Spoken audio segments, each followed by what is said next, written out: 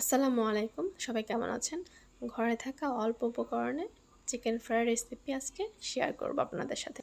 ফার্স্টে একটি বলে নিয়েছি সয়াবিন চিকেন, অ্যাড করে দিচ্ছি 1.5 চামচ আদা বাটা, 1 চামচ রসুন বাটা, 1 চামচ গোলমরিচের গুঁড়া, 1 চামচ জিরা গুঁড়া, 1 চামচ গরম মশলার গুঁড়া, হাফ চা চামচ ধনিয়া গুঁড়া, হাফ চা চামচ হলুদের গুঁড়া, 1 চামচ মরিচের গুঁড়া, স্বাদ মতো লবণ, 1 টেবিল চামচ টক দই।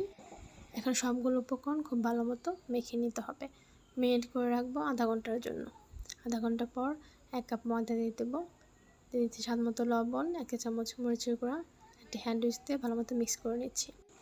মেরিনেট করা চিকেনগুলোতে অ্যাড করে দিচ্ছি একটা ডিম দিয়ে ভালো মতো মেখে নিচ্ছি। কুটিংয়ের জন্য যে ময়দাটা রেখেছি, এখন চিকেনগুলো একটা একটা করে নিয়ে আমি কোট করে নেব।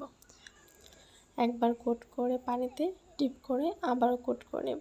এইভাবে প্রত্যেকটি চিকেনকে আমি ডাবল কোটিং করে নিয়েছি।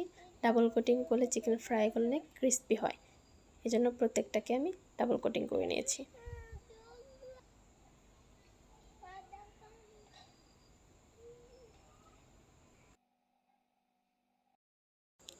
এই তো সবগুলো চিকেনের পিস কোটিং করা শেষ। এখন ভাজার জন্য একটি কড়াইয়ে 1 কাপ তেল দিয়ে দিচ্ছি। তেলটাকে আমি মিডিয়াম টু লো হিটে গরম করে নিয়েছি। এখন অ্যাড করে দিচ্ছি চিকেনের পিসগুলো।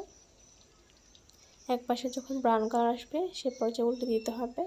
চিকেনগুলো যখন সিদ্ধ হয়ে যাবে আর সুন্দর একটা কালার আসবে, তখন চিকেনগুলোকে নামিয়ে নিচ্ছি। খুব সহজে সুস্বাদু চিকেন ফ্রাই রেডি। বাসায় সবাই ট্রাই করবেন। ভালো থাকবেন। আল্লাহ হাফেজ।